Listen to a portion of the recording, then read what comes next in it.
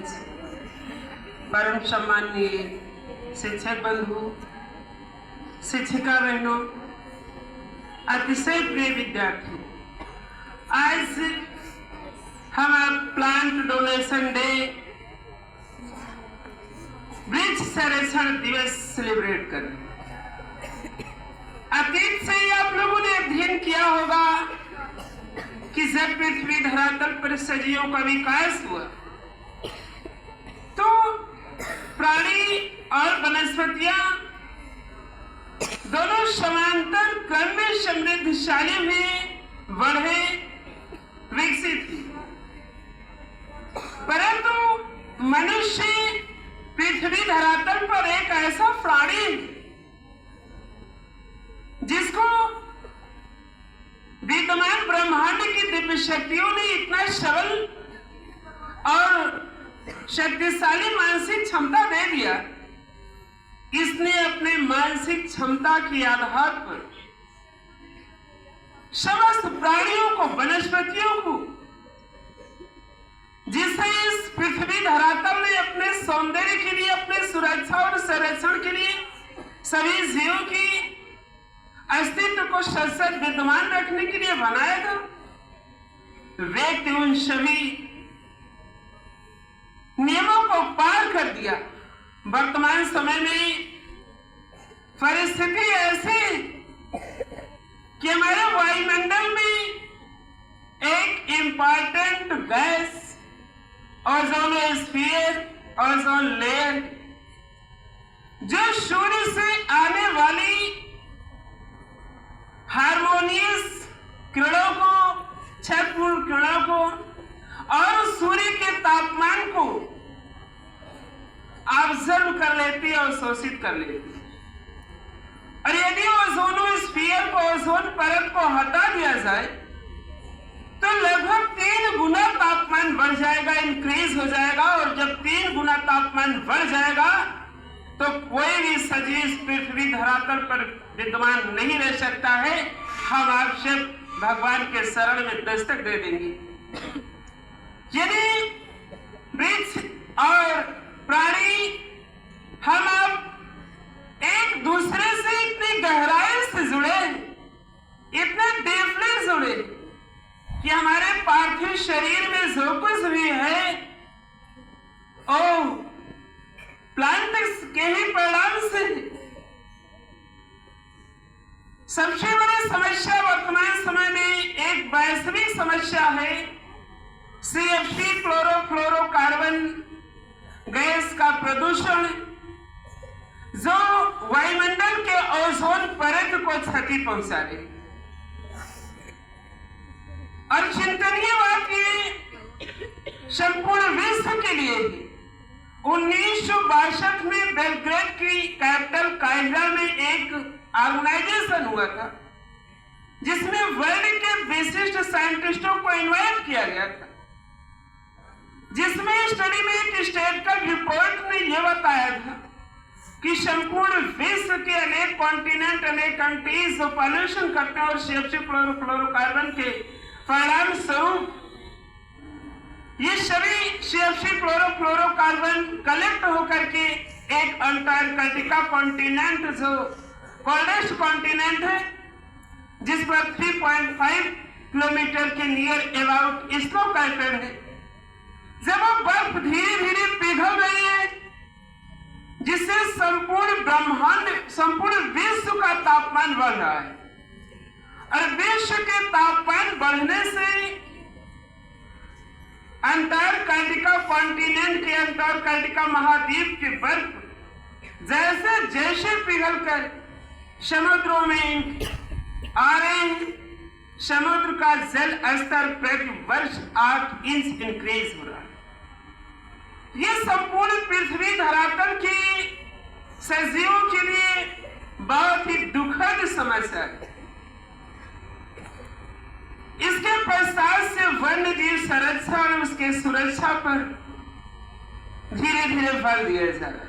हम एक ऐसे देश के निवासी हैं जहां वैदिक काल में ही वृक्षों और व्यक्तियों का अटूट अटूट संबंध रहा। आज जब हम वैदिक काल की ऐतिहासिक स्थितियों का अध्ययन करते हैं तो वैदिक कालीन स्थितियों में वृक्षों के पास जड़ी बूटियों के सहारे जो ट्रीटमेंट, जो इलाज, जो सुरक्षा, जो संरक्षण, जो शक्ति, जो मानसिक प्रबल शक्तियां उसमें विद्यमान थी, हम आप आज के वैज्ञानिक युग में वहां नहीं पहुंच पाए।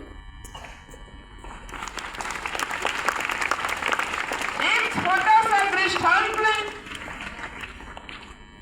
जड़ी बूटियों में वो प्रबल शक्तियां होती हैं कि आज भी अनेक प्रकार के केमिस्ट के इंप्रूवमेंट के पश्चात, इतने ज्यादा रसायनों की खोज के पश्चात, अगर किसी व्यक्ति का प्लेटलेट्स कम हो जाता है तो डॉक्टर इलाज नहीं करता, वो बोलता है आप केवी फल लाइए, आप पपीते के पत्तियों के लिक्विड को आप सेवन कीजिए। ये तो एक छोटा सा उदाहरण है, लेकिन यही नहीं, बहुत बड़ी शक्ति के रूप में वैदिक काल में जड़ी बूटियां हुआ करती थी, जिसमें आज जैसे मेडिकल स्टोर, आज जैसे एसी रूम, आज जैसे ओटी असिस्टेंट, आज जैसे फिजियोथेरेपी, ये सभी व्यवस्था नहीं होती थी। उन दिनों सिर्फ जड़ी बूटियों के सहारे इलाज होता था और व्यक्ति को एक स्वस्थ और सुरक्षित जिंदगी मिलती। हम अब तो आध्यात्मिक देश के हैं, इस संबंध के बारे में ज्यादा कुछ कहना नहीं है। मर्यादा पुरुषोत्तम भगवान श्री राम की तपोभूमि में जन्म लिया है, हम आपका परम सौभाग्य। जब माता सीता को रावण ले जा रहा था तो उस समय कोई विद्वान नहीं था, उसने सिर्फ प्राकृतिक वनस्पतियों से ही बोला था कि जब भी कभी कोई पूछे तो आप बता देना कि इस रास्ते से मुझे रावण लेके गया। और यही नहीं, हम आप इतना विनम्र और नैतिक देश से हैं, इतना विनम्र देश से हैं कि आपको एक आध्यात्मिक उदाहरण बता दें। जब माता सीता को रावण श्रीलंका लेके गया, भगवान राम नल नील सहित समुद्र के किनारे उपस्थित हो गए। सेतु निर्माण का कार्य शुभारंभ हो गया। मर्यादा पुरुषोत्तम भगवान श्री राम की सेना पत्थर के टुकड़ों पर समुद्र में डालती, पत्थर तैरने लगता। श्रीलंका की सेना देख करके आश्चर्यचकित हो गई। श्रीलंका की पूरी सेना जाकर के रावण के पास समर्पण किया और कहा कि आप सीता को मुक्त नहीं करते तो निश्चित रूप से श्रीलंका का विनाश हो जाएगा, आप भगवान राम से जीत नहीं पाओगे।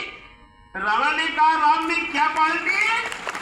कहा राम में वो क्वालिटी है कि पानी में पत्थर तैरा देने की कला है, और अगर आप में पानी में पत्थर तैरा देने की कला है तो हम मान सकते हैं।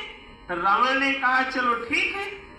रावण भी समुद्र के किनारे आया, पत्थर का एक टुकड़ा लिया और पत्थर को समुद्र में फेंक दिया। पत्थर तैरने लगा।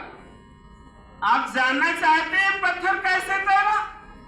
रावण वापस गया, उसकी भार्या ने उससे पूछा कि मैं जानती हूं कि आप ब्रह्मांड के बहुत विद्वान व्यक्ति हैं, लेकिन पानी में पत्थर तैरा तो ये कला आपके पास नहीं है, इसे मैं जानती हूं, और ये पानी में पत्थर तैरा कैसे? तो रावण ने कहा अगर इस बात को बता देंगे तो आप शेयर कर दोगी और मेरा महत्व, मेरी विद्वता समाप्त हो जाएगी। लेकिन उसके भार्या ने कभी बताई। आप जानना चाहते हैं रावण ने अपनी भार्या को क्या उत्तर दिया था? उसने यही कहा था, रावण ने यही उत्तर दिया कि मैंने पत्थर का टुकड़ा उठाया और कहा भगवान राम आपकी कसम अगर ये पत्थर डूबा तो, और भगवान राम की शक्ति से मेरे हाथ का पत्थर तैरा था और मेरे शक्ति से पत्थर नहीं तैरा था।